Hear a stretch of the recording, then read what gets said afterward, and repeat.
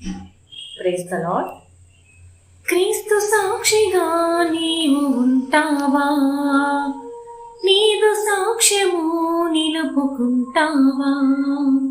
అన్యజనుల మధ్యను క్రీస్తు మధుర నామము, అన్యజనుల మధ్యను క్రీస్తు మధుర నామము నీ వలన దూషించబడుచున్నదా?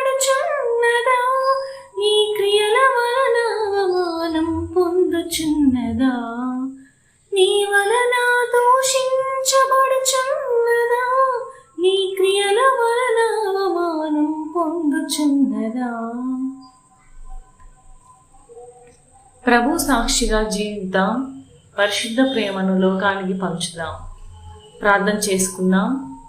పరలోకమందున్న మా తండ్రి యేసయ్య, నీకే వందనాలు, స్తోత్రాలు అయ్యా. గడిచిన దినమంతయు గడిచిన కాలమంతయు కాచి కాపాడి నీ రెక్కల నీడలో మమ్మల్ని భద్రపరుచుకున్న విధానానికై నీకు స్తోత్రాలు తండ్రి. వేలాది కొలది వందనాలయ్యా.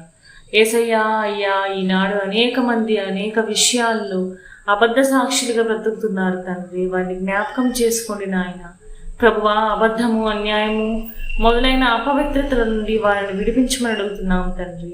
మీకు సాక్షులుగా వారు జీవించడానికి సహాయం చేయమండి.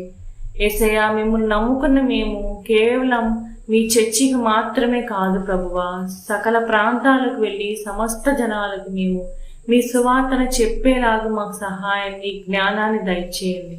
యేసయ్యా, జ్ఞానము, పట్టుదల, మేము ప్రయాసపడే భారం అనుగ్రహించమని అడుగుతున్నాం తండ్రి. క్రైస్తవులు అనిపించుకోవటం మాత్రం కాదు, కానీ క్రీస్తును ప్రకటించే వారిగా ఉండుటకు, మీరు మా కోసం పొందిన శిలువ శ్రమలకు సాక్షులకు ఉండుటకు పరిశుద్ధ ఆత్మశక్తి మాకు సహాయం చేయమని అడుగుతున్నాం.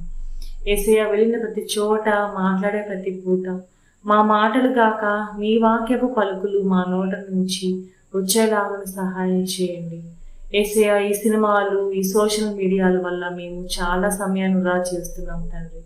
అపవిత్రమైన వాటి జోలికి పోక మేము అనుదినం నిన్ను అద్వితీయ దేవుడైన మీకు సాక్షులుగా జీవించి మహాధన్యత మాకు ఇవ్వమని అడుగుతున్నాం తండ్రి.